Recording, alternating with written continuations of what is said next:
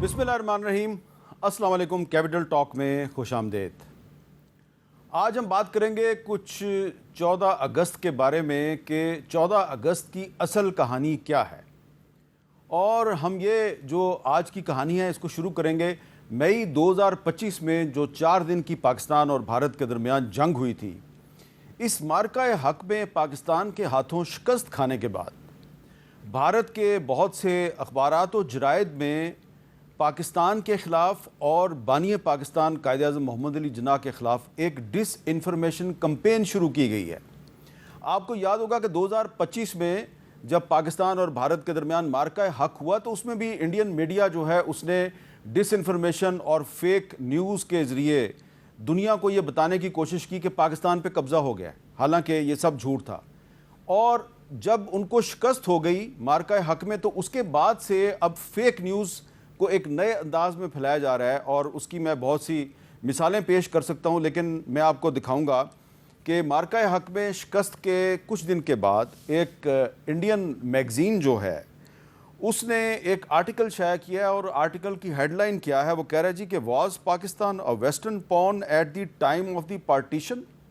और पाकिस्तान की जो तहरीक है उसको उन्होंने नेगेट करने के लिए एक इल्ज़ाम लगाया। और इस आर्टिकल में कहा जा रहा है कि great Britain deliberately supported the creation of Pakistan because it was needed by the waste in the cold war against Soviet union. और फिर आगे चल के इस आर्टिकल में कहा गया Mohammad Ali Jinnah had managed to convince the British and the Americans that he alone was their friend in the subcontinent while the Hindu Congress was left oriented। ये मैंने सिर्फ चंद लाइनें पढ़ के सुनाई हैं आपको इस आर्टिकल में से। और क्योंकि 14 अगस्त करीब आ रहा है तो 14 अगस्त के करीब आने से पहले ही जो इंडियन मीडिया है उसमें पाकिस्तान के ख़िलाफ़ और बानी पाकिस्तान के ख़िलाफ़ एक झूठा इल्ज़ाम लगाया जा रहा है, एक फ़ेक न्यूज़ फैलाई जा रही है। और इस आर्टिकल की बुनियाद भी एक किताब है और इसके अलावा भी कुछ किताबें हैं। पाकिस्तान और बानी पाकिस्तान कायद-ए-आज़म मोहम्मद अली जिन्ना के बारे में बहुत सी किताबें इंडिया में भी शाया हुई हैं। मसलन ये एक RSS का तर्जुमान अखबार है दी ऑर्गेनाइज़र, ये कह रहा है thinking allowed Jinnah was a creation of the British.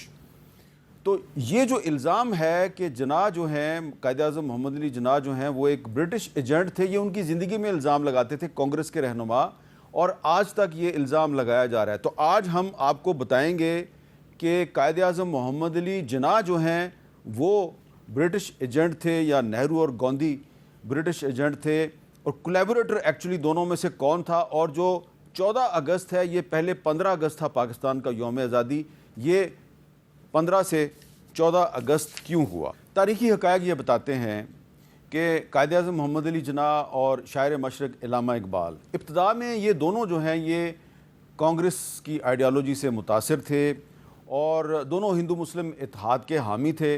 लेकिन फिर दोनों को अपने अपने तौर पर ये रियलाइजेशन हुई कि कांग्रेस दरअसल जो है वो अंग्रेज़ों के साथ गठजोड़ करके हिंदुस्तान में एक हिंदू राज कायम करना चाहती है। बज़ाहिर जो इंडियन नेशनल कांग्रेस थी वो एक सेकुलर जमात कहती थी अपने आप को, लेकिन कायद-ए-आज़म जो कि ख़ुद एक मग़रबी तालीम याफ्ता वकील थे, उन्होंने कांग्रेस के अंदर बैठकर देखा कि कांग्रेस जो है वो एक्चुअली कोलैबोरेटर है ब्रिटिश इम्पीरियलिज़म की, और ये हिंदुस्तान में एक ऐसा निज़ाम कायम करना चाहते हैं जिसमें कि सिर्फ़ एक हिंदू राज कायम होगा और उसमें मुसलमान और जो दीगर अक़लीतें हैं उनके लिए कोई गुंजाइश नहीं होगी।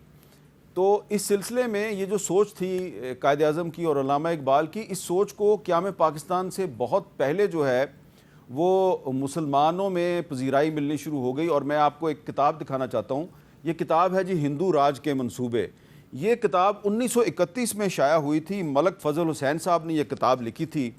और इस किताब में जो मलक फ़ज़ल हुसैन साहब हैं उन्होंने 1931 में कहा था कि कांग्रेस दरअसल जो हिंदू इंतहा पसंद तंजीमें हैं इनके साथ मिलकर अखंड भारत कायम करना चाहती है, यानी कि ऐसा अखंड भारत जिसमें अफ़गानिस्तान भी शामिल होगा, जिसमें श्रीलंका भी शामिल होगा, नेपाल भी शामिल होगा और भी साउथ एशिया के बहुत से ममालिक शामिल होंगे।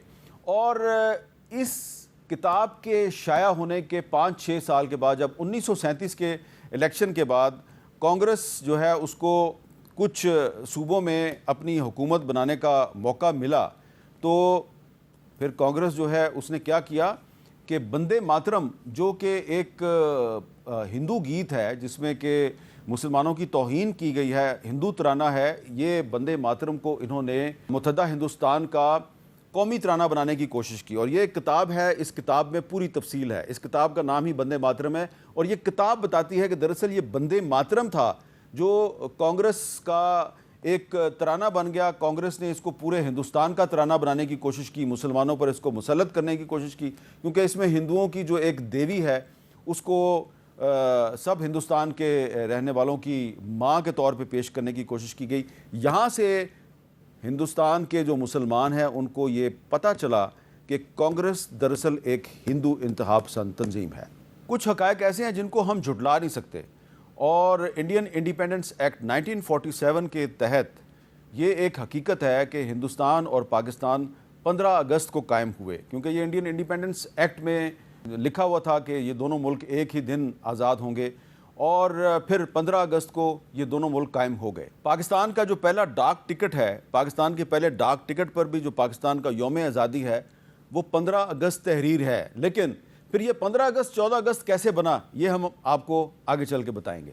جون 1948 میں جو پاکستان کی وفاقی کابینہ تھی جس کے سربراہ وزیر اعظم لیاقت علی خان تھے، اس نے سب سے پہلے یہ فیصلہ کیا کہ 15 اگست کی جگہ پہ 14 اگست کو پاکستان کا یوم آزادی ہونا چاہیے، اور اس کی بہت سی وجوہات تھیں، اور اس میں سے ایک وجہ یہ بھی تھی کہ 1947 میں جو پاکستان میں جو ٹرانسفر آف پاور ہوا تھا کراچی میں وہ 14 اگست کو ہوا تھا۔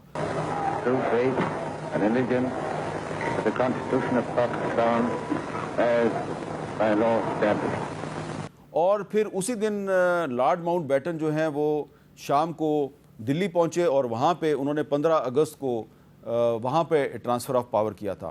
تو ٹیکنیکلی پاکستان میں ٹرانسفر آف پاور 14 اگست کو ہوا تھا، اور جب 15 اگست کو رات 12 بجے بھارت جو ہے اس کے قیام کا اعلان ہو رہا تھا تو اس وقت گھڑی کے مطابق پاکستان میں 11:30 بجے تھے، کیونکہ پاکستان کا وقت جو ہے وہ بھارت کے وقت سے 30 منٹ پیچھے ہے، تو پاکستان میں 11:30 بجے تھے اور 11:30 بجے پاکستان میں بھی 14 اگست تھا، تو اس لحاظ سے پاکستان جو ہے وہ 14 اگست ہی کو قائم ہوا۔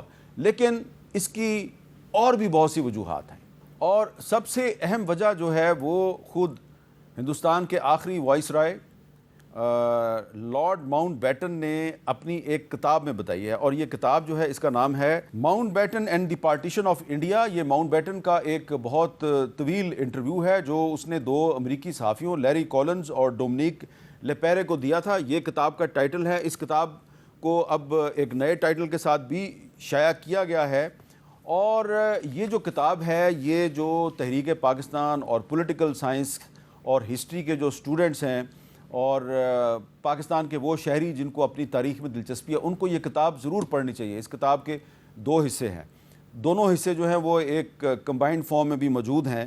اس کتاب میں جگہ جگہ پہ لارڈ ماؤنٹ بیٹن نے یہ اعتراف کیا ہے کہ وہ بطور وائس رائے برطانوی سرکار کے ایک نمائندے کے طور پہ وہ پاکستان کے قیام کے خلاف تھے، وہ ہندوستان کی تقسیم نہیں چاہتے تھے، اور اس سلسلے میں وہ کیا کیا بتا رہے ہیں اس کتاب کے پیج 33 پہ صفحہ نمبر 33 پہ وہ یہ بتا رہے ہیں کہ انہوں نے گاندھی کے کہنے پہ قائد اعظم کو متحدہ ہندوستان کا وزیر اعظم بننے کی پیشکش کی، لیکن قائد اعظم محمد علی جناح نے متحدہ ہندوستان کا وزیر اعظم بننے میں کوئی دلچسپی ظاہر نہیں کی۔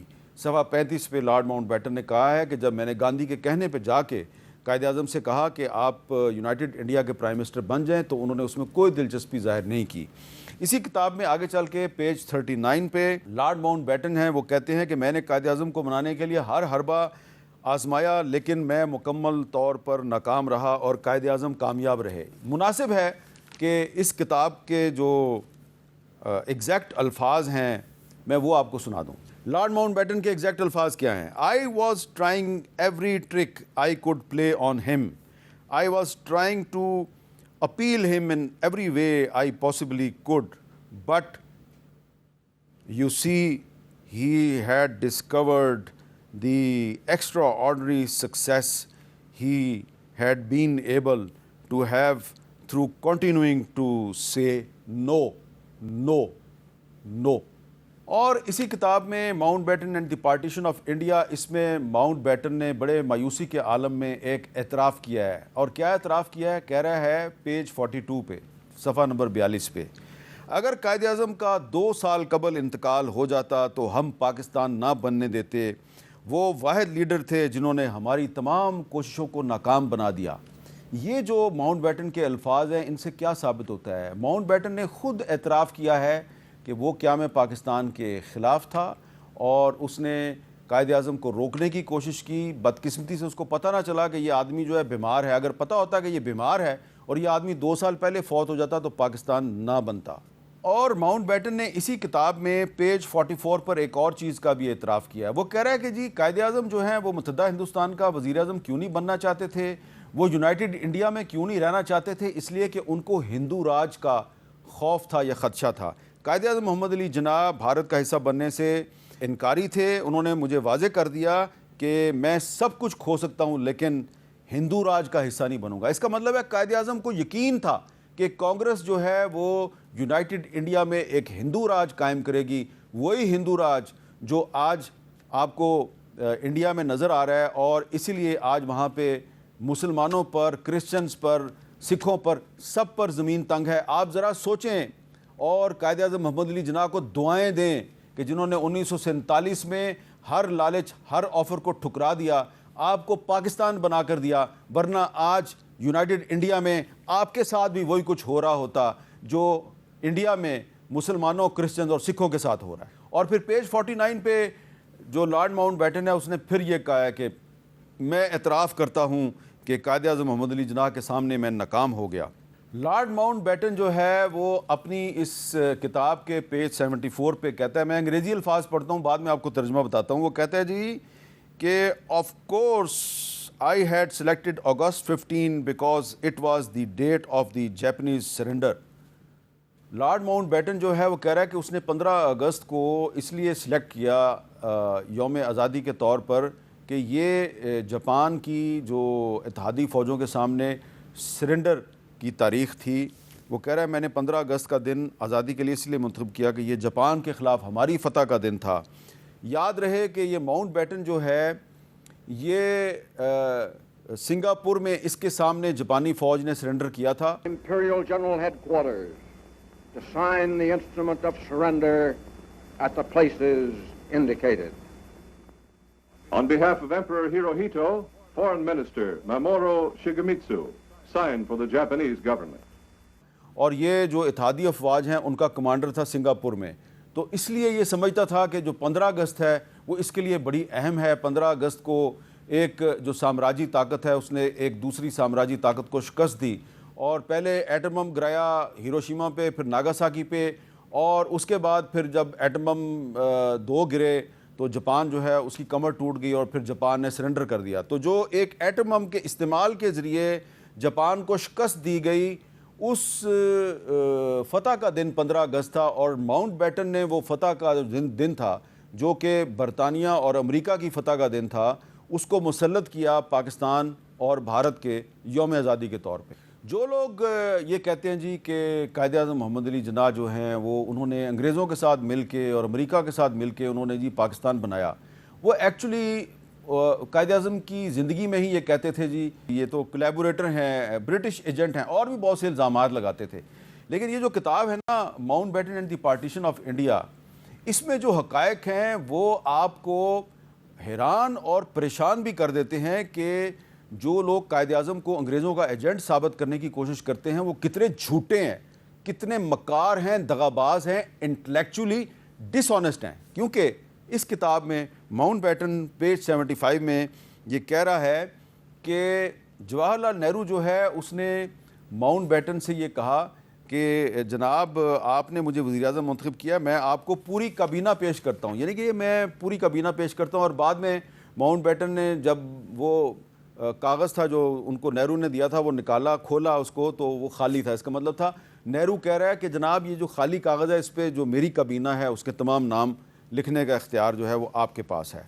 اس کتاب میں ماؤنٹ بیٹن جو ہے اس نے پوری کہانی سنائی ہے کہ کس طریقے سے نہرو اور گاندھی نے ان کو کہا کہ جناب آپ ہمارے پہلے گورنر جنرل بنیں، اور پھر جو گاندھی صاحب ہیں جن کو تحریک آزادی کا بہت بڑا لیڈر جو ہے وہ بنا کے پیش کیا جاتا ہے، وہ کہتے ہیں جی Gandhi had come to see me and he had said I wanted to tell you how thrilled I am that the Congress party should have asked you to stay on as the head of the state. I don't need to tell you that that's a very brave decision on their part. Gandhi صاحب نے جا کے Mount beaten کا ترلا کیا، منت کی، اور اس کو کہا کہ پلیز جناب ماؤنٹ بیٹن صاحب آپ ہمارے پہلے ہیڈ آف دی اسٹیٹ بن جائیں، آپ ہمارے گورنر جنرل بن جائیں. تو اب آپ مجھے بتائیں کہ کولیبوریٹر کون تھا، قائد اعظم تھے یا گاندھی اور نہرو تھے؟ دوسری طرف قائد اعظم محمد علی جناح تھے جنہوں نے ماؤنٹ بیٹن سے کہا کہ پاکستان کا گورنر جنرل آپ نہیں ہوں گے. ماؤنٹ بیٹن چاہتا تھا کہ اس کو ہندوستان اور پاکستان کا مشترکہ گورنر جنرل بنا دیا جائے. قائد اعظم نے کہا کہ نہیں، ہم آپ کو اپنا گورنر جنرل نہیں بنائیں گے، بلکہ قائد اعظم نے اس کو کہا کہ پاکستان کا پہلا گورنر جنرل جو ہے وہ میں خود بن جاؤں گا. اور پھر جو 15 اگست کا جو اصل بھانڈا ہے وہ بھارت کے ایک سابق وزیر خارجہ اور وزیر دفاع جسونت سنگھ صاحب نے اپنی کتاب میں پھوڑا ہے، اور یہ ہے ان کی کتاب، اور کتاب کا نام ہے جناح انڈیا پارٹیشن انڈیپینڈنس. اس کتاب میں صفحہ 465 پہ 465 پہ جسونت سنگھ صاحب جو ہیں انہوں نے یہ بتایا ہے کہ 15 اگست کو یوم آزادی قرار دینے پر ماؤنٹ بیٹن کے خیالات شرمناک ہیں. یہ جاپان کے سرنڈر کا دن تھا، اس کا ہندوستان سے کیا لینا دینا تھا.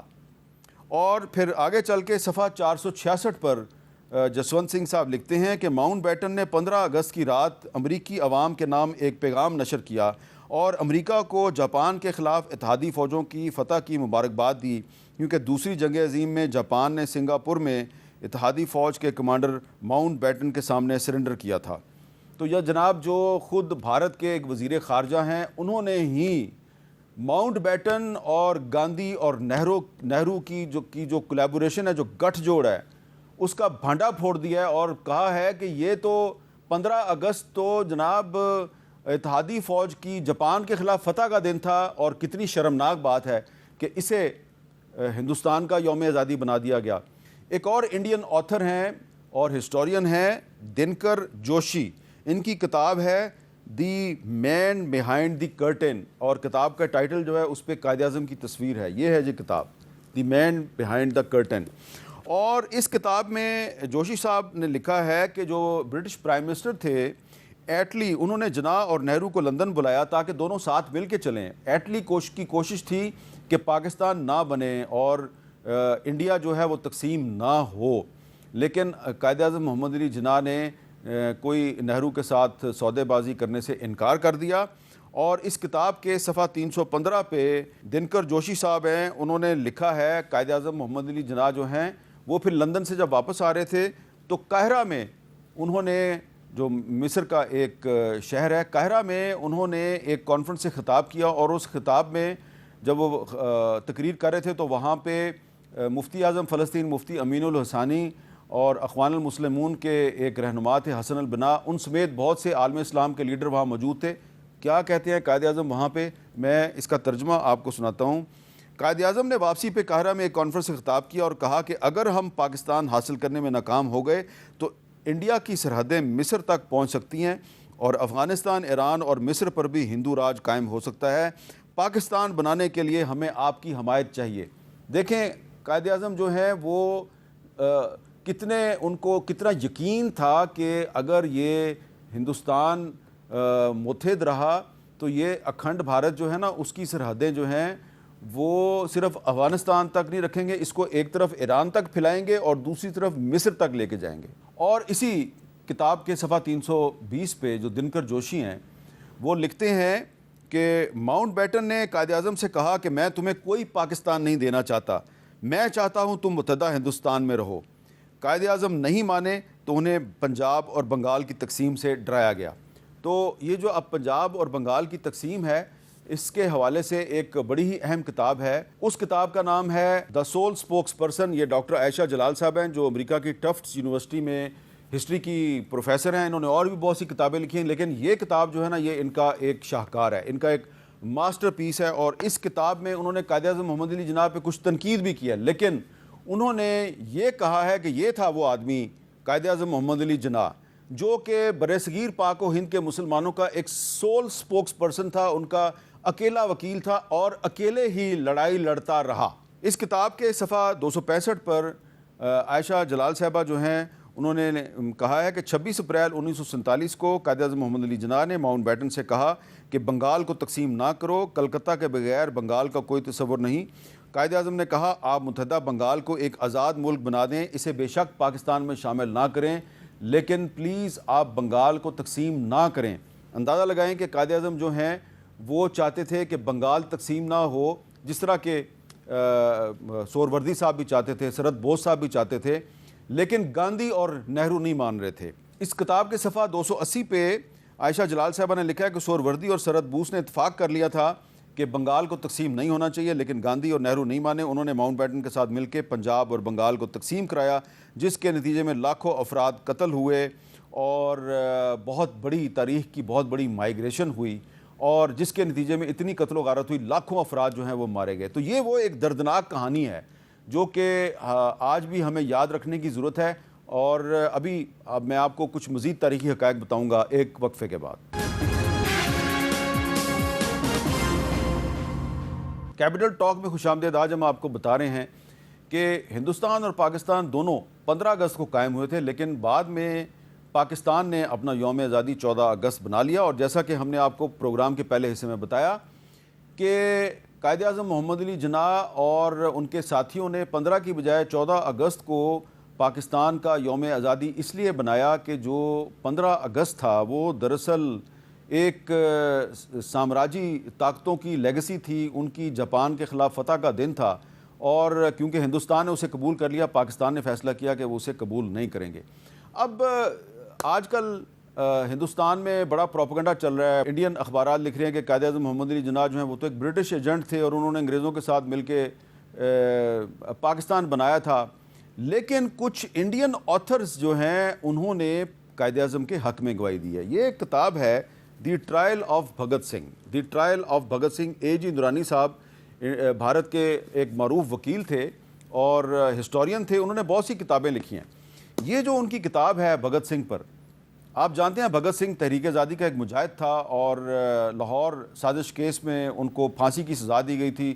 وہ اپنے 3-4 ساتھیوں کے ساتھ ان کو لاہور کے کیمپ جیل میں پھانسی کے پھندے پہ لٹکا دیا گیا تھا. تو ہندوستان کی جو اس وقت انگریز سرکار تھی وہ بھگت سنگھ کو ایک دہشت گرد کہتی تھی, لیکن یہ جو اے جی اندرانی صاحب کی کتاب ہے the trial of Bhagat Singh, اس میں انہوں نے بتایا ہے کہ قائد اعظم محمد علی جناح نے فلور آف دی اسمبلی پر انہوں نے تقریر کی اور بھگت سنگھ کی حمایت کی. اس کتاب کے صفحہ نمبر 76 پہ انہوں نے لکھا ہے کہ 12 ستمبر 1929 کو قائد اعظم محمد علی جناح نے بھگت سنگھ کے حق میں تقریر کرتے ہوئے کہا کہ وہ ایک سیاسی قیدی ہے, اس نے بھوک ہڑتال کی ہوئی ہے, سیاسی قیدیوں کے جتنے بھی حقوق ہیں, جتنے بھی رائٹس ہیں وہ بھگت سنگھ کو ملنے چاہیے. اور اس کتاب میں ایک اور بڑی اہم چیز ہے, اور وہ یہ ہے کہ علامہ اقبال جو اس وقت ایک وکیل تھے اور ان کا Lahore high court bar association سے تعلق تھا, وہ بار ایسوسیشن کے سینئر وکلاء میں شامل تھے, تو بھگت سنگھ کا جس ایک قانون کے تحت, جس آرڈیننس کے تحت ٹرائل ہو رہا تھا, تو علامہ اقبال اور کچھ دیگر جو وکلاء ہیں انہوں نے مل کر ایک رپورٹ لکھی کہ یہ بھگت سنگھ کا جس قانون کے تحت ٹرائل ہو رہا ہے یہ قانون غلط ہے, اور بھگت سنگھ کو جو ہے نارمل لاء کے تحت اس کا ٹرائل ہونا چاہیے. تو بہت سے لوگ کہتے ہیں جی کہ صرف قائد اعظم نہیں بلکہ علامہ اقبال جو ہیں وہ بھی انگریزوں کے بہت قریب تھے. ہاں انہوں نے سر کا خطاب لیا تھا, لیکن یہ کتاب ایک انڈین آتھر کی کتاب ہے, بتا رہی ہے کہ انگریزوں کے سب سے بڑے دشمن بھگت سنگھ کی نہ صرف قائد اعظم نے بلکہ علامہ اقبال نے بھی اس کی حمایت کی. اور اس کتاب میں جو حقائق ہیں وہ حقائق ان تمام سو کالڈ ہسٹورینز کو جھوٹا اور متعصب ثابت کرتی ہیں جو یہ دعویٰ کرتے ہیں کہ پاکستان انگریزوں نے بنایا. اور اب میں آپ کو یہ بھی بتانا چاہتا ہوں کہ 14 اگست اور تحریک آزادی کشمیر کا آپس میں کیا تعلق ہے. یہ کتاب ہے جی، یہ کتاب ہے تحریک آزادی کشمیر اردو ادب کے آئینے میں. فتح محمد ملک صاحب جو ہیں وہ معروف ہمارے ایک دانشور ہیں، ہسٹورین ہیں، ایک نقاد ہیں، ان کی یہ کتاب ہے. اس کتاب میں انہوں نے یہ لکھا ہے کہ جب 13 جولائی 1931 کو سری نگر میں فائرنگ ہوئی اور بہت سے کشمیری جو ہیں وہ ڈوگرا فوج کی فائرنگ سے شہید ہو گئے، تو اس کے خلاف بطور احتجاج 14 اگست 1931 کو لاہور کے باغ بیرون موچی گیٹ میں مسلمانوں نے ایک جلسہ کیا. جلسے کی صدارت جو ہے وہ علامہ اقبال نے کی. جلسے میں لاکھوں لوگ شریک تھے اور اس جلسے میں پہلی دفعہ علامہ اقبال نے تحریک آزادی کشمیر کا اعلان کیا اور کشمیر کی آزادی اور نعرہ تکبیر اللہ اکبر کے نعرے لگائے 14 اگست 1931. اور وہی 14 اگست جو ہے وہ بعد میں پاکستان کا یوم آزادی بنا. تو یہ تعلق ہے 14 اگست کا تحریک آزادی کشمیر کے ساتھ. جو لوگ یہ کہتے ہیں کہ جی قائد اعظم انگریزوں کے ایجنٹ تھے، پاکستان برطانیہ نے اور امریکہ نے ایک سازش کے تحت بنایا، وہ جو ہسٹوریکل ایویڈنس ہے اس کو کدھر لے کے جائیں گے؟ اور ہسٹوریکل ایویڈنس جو ہے وہ ٹرانسفر آف پاور کی جو ڈاکومنٹس ہیں اس میں بھی موجود ہے، ہسٹوریکل ڈاکومنٹس جناب پیپرز میں بھی موجود ہے، اور ہسٹوریکل ایویڈنس ہے وہ جگہ جگہ بکھری ہوئی ہے. کچھ لوگ یہ کرتے ہیں کہ وہ جو ہے وہ انہوں نے کسی مغربی یونیورسٹی میں پڑھانا ہوتا ہے، تو وہاں پہ کیونکہ انڈین اسٹوڈنٹس کی تعداد زیادہ ہوتی ہے تو ان کو خوش کرنے کے لیے وہ ایسی کتابیں لکھتے ہیں، ایسے لیکچر دیتے ہیں جس سے ثابت کریں کہ پاکستان انگریز نے بنایا تھا. اور وہ جو ٹرانسفر آف پاورز میں جو کچھ جو ہے نا سلیکٹڈ ڈاکومنٹس ہیں وہ آپ کے سامنے لے آئیں گے، اس کی جو بیک گراؤنڈ ہے وہ آپ کو نہیں بتائیں گے، لیکن جو اصل چیز ہے، جو اصل حقائق ہیں وہ آپ کے سامنے نہ وہ لاتے ہیں نہ اس پہ بات کرتے ہیں. مثلا میں بار بار پوچھتا ہوں کہ جو لوگ یہ کہتے ہیں کہ جی قائد اعظم انگریزوں کے ایجنٹ تھے اور پاکستان انگریزوں نے بنایا تھا، وہ مجھے یہ بتائیں کہ انگریزوں کا جو سب سے بڑا پروجیکٹ تھا وہ تھا اسرائیل. انگریز جو ہیں انہوں نے فلسطین کو تقسیم کر کے وہاں اسرائیل بنایا، یہ ان کا ایک پروجیکٹ تھا. قائد اعظم محمد علی جناح طویل عرصہ تک، کئی سال تک، نہ صرف وہ پاکستان کی لڑائی لڑتے رہے، وہ فلسطین کی لڑائی لڑتے رہے، اور انہوں نے نہ صرف جو بیلفور ڈیکلیریشن ہے اس کو مسترد کیا، بلکہ انہوں نے یونائٹڈ نیشنز کا جو ریزولوشن تھا 181 جس کے تحت اسرائیل قائم ہوا، انہوں نے اس کو بھی مسترد کیا. اور انہوں نے امریکن پریزیڈنٹ ٹرومین کو خط لکھ کے کہا تھا کہ یہ جو اسرائیل کا قیام ہے اس سے مڈل ایسٹ میں کبھی امن قائم نہیں ہوگا. یہ ہوتا ہے ایک سامراج دشمن، اینٹی امپیریلسٹ لیڈر. اور جو لوگ کہتے ہیں کہ قائد اعظم محمد علی جناح جو ہیں انگریزوں کے ایجنٹ تھے، وہ اس سوال کا جواب نہیں دیتے کہ بھائی یہ کیسا انگریزوں کا ایجنٹ تھا کہ انگریزوں نے جس شخص کو موسٹ وانٹڈ قرار دیا ہوا تھا، مفتی اعظم فلسطین مفتی امین الحسینی، اس کو انہوں نے کہا تھا کہ یہ ہٹلر کا دوست ہے اس لیے اس کو ہم گرفتار کریں گے، اس کو سزا دیں گے. قائد اعظم نہ صرف ان کے دوست تھے، مفتی امین الحسینی کے ساتھ ان کا رابطہ تھا، ان کی ملاقاتیں تھیں، بلکہ ان کے لیے فنڈ اکٹھا کر کے ان کو بھیجتے تھے. اور یہ بھی میں آپ کو پہلے کئی دفعہ بتا چکا ہوں کہ قائد اعظم محمد علی جناح جو ہیں انہوں نے 23 مارچ 1940 کو جو آل انڈیا مسلم لیگ کا سالانہ اجلاس تھا لاہور میں، اس میں ایک قرارداد مسلمانوں کے لیے علیحدہ وطن کے حق میں منظور کی، دوسری قرارداد فلسطینیوں کے ساتھ اظہار یکجہتی کے لیے تھی. اور اس سلسلے میں یہ ایک کتاب ہے Quaid Azam and the Muslim world selected documents 1937 to 1948. Atiq Zafar Sheikh اور محمد ریاض ملک صاحب کی یہ کتاب ہے. اس میں بڑی اہم ڈاکومنٹس ہیں اور اس میں قائد اعظم کے نام مفتی امین الحسینی اور مفتی امین الحسینی کے نام قائد اعظم کے بہت سے خطوط اس میں شامل ہیں. اور اس میں ایک خط ہے جو 3 فروری 1940 کو مفتی امین الحسینی صاحب نے لکھا ہے قائد اعظم کو، اور اس میں کہا کہ ہمیں آپ کی مدد کی ضرورت ہے. اور پھر 23 مارچ 1940 کو قائد اعظم جو ہیں وہ فلسطینیوں کے حق میں ایک قرارداد منظور کرتے ہیں. کہاں پہ؟ لاہور کے منٹو پارک میں. اور وہاں پر جو منظور ہونے والی قرارداد تھی اس کو آج بھی ہم قرارداد پاکستان کہتے ہیں. ایک میں نے اور بریک لینی ہے، بریک کے بعد دوبارہ ملتے ہیں. کیپٹل ٹاک میں دوبارہ خوش آمدید. وقت میرے پاس کم ہے لیکن میرے پاس تفصیلات اور ڈیٹیلز اور ڈاکومنٹس اور ایویڈنس بہت زیادہ ہے، لیکن وقت کی تنگی جو ہے اس کا مجھے سامنا ہے. میں ایک اور کتاب کا ذکر کرنا چاہتا ہوں. یہ بہت ہی اہم تاریخی دستاویزات پر مشتمل کتاب ہے، جناح آن دا ورلڈ افیئرز. یہ مہر النساء علی صاحبہ نے یہ کتاب جو ہے اس کو مرتب کیا ہے. یہ Pakistan study centre Karachi university نے یہ کتاب شائع کی ہے. اس کتاب میں بہت کام کی چیزیں ہیں اور ایسی ایسی چیزیں ہیں جو پہلے کبھی سامنے نہیں آئیں. اور اس کتاب میں ایک تو قائد اعظم اور اخوان المسلمین کے رہنما حسن البنا کے درمیان بہت سی جو کورسپونڈنس ہے وہ بھی ہے، اور ایک جگہ پہ ان کی ایک ملاقات ہوئی تھی، اس کا بھی ذکر ہے۔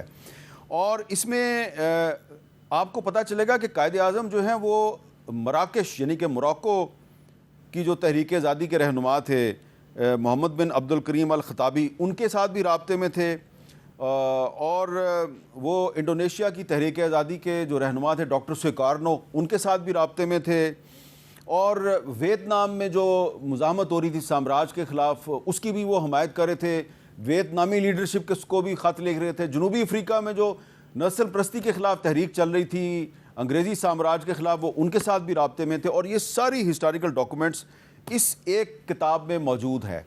اور یہ ساری جو ایویڈنس ہے یہ ان تمام ہسٹورینز کو پتہ ہے جو کہ قائد اعظم کو برٹش ایجنٹ کہتے ہیں، لیکن کیونکہ وہ انٹلیکچولی ڈس آنیسٹ ہیں، کیونکہ وہ فکری بددیانتی کا شکار ہیں، اس لیے یہ ساری باتیں وہ سامنے نہیں لاتے۔ وہ کیا کہتے ہیں جی، یہ بتاؤ جی کہ وہ قائد اعظم جو ہیں وہ اگر اتنے انقلابی رہنما تھے تو کبھی گرفتار کیوں نہیں ہوئے؟ اور ایک صاحب تو ایسے بھی ہیں وہ چیلنج کرتے ہیں، بتائیں جی آل انڈیا مسلم لیگ کا کون سا رہنما تھا جو 1 منٹ کے لیے بھی گرفتار ہوا تھا؟ وہ بھول جاتے ہیں بھائی، مولانا محمد علی جوہر آل انڈیا مسلم لیگ کے مرکزی صدر بنے تھے، اور جب ان کو صدر بنایا گیا تو اس وقت وہ جیل میں تھے، انہوں نے کئی سال جیل میں گزارے۔ مولانا حسرت موہانی آل انڈیا مسلم لیگ کے صدر بنے تھے اور وہ بھی کئی دفعہ جیل میں گئے تھے۔ میں بہت سے نام آپ کو پیش کر سکتا ہوں، لیکن جو قائد اعظم جیل نہیں گئے تو اس کی ایک وجہ یہ تھی کہ وہ ہمیشہ قانون کے اندر رہے، وہ ایک وکیل تھے، بیرسٹر تھے، قانون کے اندر رہ کے وہ ہمیشہ مزاحمت کرتے تھے، جدوجہد کرتے تھے۔ رولٹ ایکٹ کے خلاف انہوں نے اسمبلی کی رکنیت سے استعفیٰ دے دیا، لیکن سڑکوں پہ نکل کے انہوں نے نعرے بازی نہیں کی۔ کانگریس کی لیڈرشپ کیوں گرفتار ہوئی تھی؟ کیونکہ کانگریس نے ایک ڈرامہ کیا تھا 1942 میں، 1942 میں انہوں نے سول نافرمانی کی تحریک چلائی تھی، اور جب سول نافرمانی کی آپ تحریک چلائیں گے تو آج کے پاکستان میں چلا کے دیکھیں نا، اعلان کریں نا، آپ کو پکڑ لیں گے، گرفتار کر لیں گے۔ تو اس وقت تو انگریزوں کی حکومت تھی، تو انہوں نے سول نافرمانی کا اعلان کیا تو انگریزوں نے ان کو گرفتار کیا اور پھر اس کے بعد چھوڑ دیا۔ تو قائد اعظم نے اس قسم کی ڈرامے بازی نہیں کی۔ بہرحال جو میں نے ڈاکومنٹس آپ کے سامنے پیش کیے ہیں، اس سے پتہ چلتا ہے کہ قائد اعظم جو ہیں وہ ایک اینٹی امپیریلسٹ سامراج دشمن، ایک حریت پسند رہنما تھے، بھگت سنگھ سے لے کے اور حسن البنا تک، اور ڈاکٹر سویکارنو سے لے کے اور کشمیر کے جو حریت پسند ہیں سب کی وہ حمایت کرتے تھے۔ اور آج کا جو پاکستان ہے، آج کے پاکستان میں ہمیں اسی جوش اور جذبے کی ضرورت ہے جس کے تحت قائد اعظم نے پاکستان بنایا۔ اور میں ایک اور کتاب بھی آپ کو دکھانا چاہتا ہوں، یہ کتاب ہے جی جنرل محمد اکبر خان صاحب، یہ قائد اعظم کے بڑے قریب تھے، اور ان کی کتاب کا نام ہے میری آخری منزل۔ اس کتاب میں جنرل اکبر خان صاحب نے بتایا کہ ماؤنٹ بیٹن نے قائد اعظم کو رام کرنے کے لیے، ان کو اپنے شکنجے میں پھنسانے کے لیے ان کو بھی استعمال کرنے کی کوشش کی، کیونکہ یہ سبارڈینیٹ تھے ماؤنٹ بیٹن کے، لیکن قائد اعظم جو ہیں وہ ماؤنٹ بیٹن کے کسی حربے میں نہیں آئے، اس کی کسی سازش کا شکار نہیں ہوئے۔